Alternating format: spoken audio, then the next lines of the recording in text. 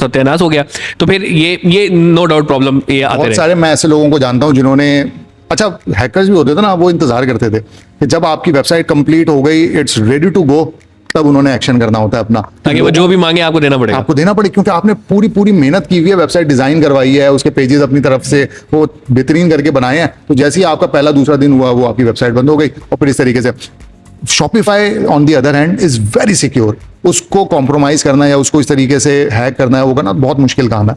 तो हो तो वो भी जाता है, जाहिर सी बात है, बहुत सारे उसके अंदर भी लूप होल्स और वो चीज़ें नजर आ जाती हैं, लेकिन रिलेटिवली मुश्किल काम है। और जैसे मैंने आपको पहले एग्जांपल दी कि एक जो F1 कार बनी है ना सर्किट के लिए, रेसिंग के लिए, तो जी वो रेसिंग के लिए भागेगी।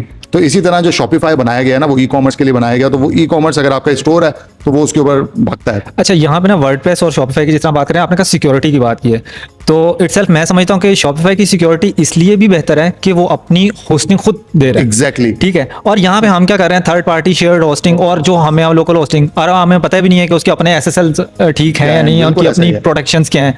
ठीक है। तो लॉन्ग टर्म के अंदर ना अगर आप उसका कॉस्ट एंड बेनिफिट एनालिसिस करें तो शॉपिफाई महीने के पैसे जरूर ले रहा होता है, लेकिन लॉन्ग टर्म में आपको वो कमा के दे देता है। आपकी जो वेबसाइट की लोड स्पीड है, बहुत सारे और मसले हैं जो हम आगे चल के इंशाल्लाह इसमें डिस्कस करेंगे, तो वो आपके बहुत बेहतर हो रहे होते हैं। तो मुझे लगता है कि अगर आप बहुत नॉर्मल सा है कोई ब्लॉग या अब तो उसका बहुत ज़्यादा रिवाज खत्म ही हो गया है।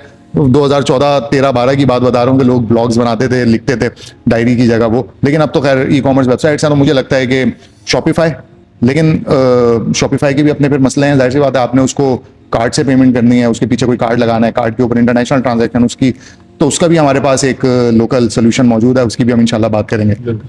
अच्छा उमेर भाई, मेरा अगला सवाल आपसे है, तो आपको क्या लगता है कि ये जो डिफरेंट ट्रांजिशन आई, तो इसमें पाकिस्तान के लिहाज से कौन सा प्लेटफॉर्म है जो इसमें बहुत ज़्यादा वाइडली एक्सेप्टेंस है?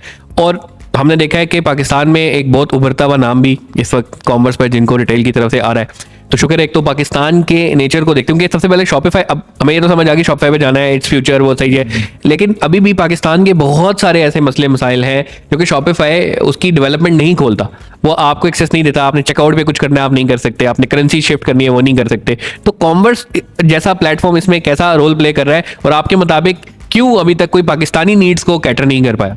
अच्छा देखें, इसमें ना बहुत सारी चीज़ें मैं समझता हूँ कि जो शॉपिफाई वर्सेस कॉमर्स बाय जिंको रिटेल या वर्सेस मैजेंटो या वर्डप्रेस की अगर हम बात करें, तो कोई हार्ड एंड फास्ट रूल नहीं है। जो सबसे ज़्यादा डिपेंड करता है कि इसे मल्टीपल वेरिएंट्स या वर्टिकल्स आप कह लें, उसकी बेस के ऊपर डिसीजन लिया जाता है। पाकिस्तान में एक तो सबसे बड़ा मसला ये है कि there is very few and less research being